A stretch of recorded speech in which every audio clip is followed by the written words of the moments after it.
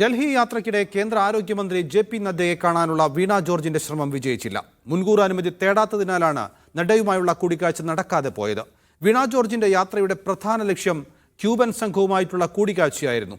ധരിപ്പിക്കുന്നതുൾപ്പെടെയുള്ള 4 അജണ്ടകൾ ചർച്ച ചെയ്യാനാണ് വീണ ജോർജ് കൂടിക്കാഴ്ചയ്ക്ക് ശ്രമിച്ചത്.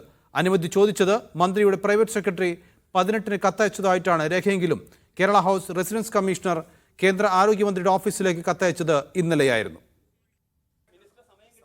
ആശാവർക്കർമാരുടെ പ്രശ്നം കേന്ദ്രമന്ത്രി ജെ.പി. നദ്ദയെ ധരിപ്പിക്കുന്നതുൾപ്പെടെ 4 അജണ്ടകൾ ചർച്ച ചെയ്യാനാണ് വീണ ജോർജ് കൂടിക്കാഴ്ചയ്ക്കായി ശ്രമിച്ചത്.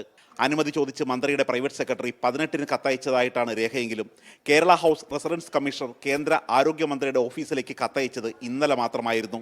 രാവിലെ 9 മണിക്ക് ഡൽഹിയിലെത്തിയ വീണ ജോർജ് കൂടിക്കാഴ്ചയ്ക്കായി അനുമതി ലഭിക്കുമെന്ന് കരുതി 8 മണിക്കൂറാണ് ഡൽഹി കേരള ഹൗസിൽ കാത്തിരുന്നത്. ഒടുവിൽ ചർച്ച ചെയ്യാനുള്ള വിഷയങ്ങൾ നിവേദനമായി സമർപ്പിച്ചു. അദ്ദേഹം ഇന്ന് തിരക്കായിരുന്നത് കൊണ്ടാവാം.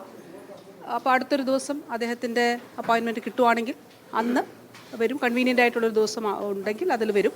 ഇന്നേതായാലും റെപ്രസെൻറ്റേഷൻസ് 2 എണ്ണം കൊടുത്തിട്ടുണ്ട്. ക്യൂബൻ ഉപപ്രധാനമന്ത്രി ടാനിയ മാർഗരിതയുമായുള്ള കൂടിക്കാഴ്ച മാത്രമാണ് വീണ ജോർജിന് ഉണ്ടായിരുന്നത്.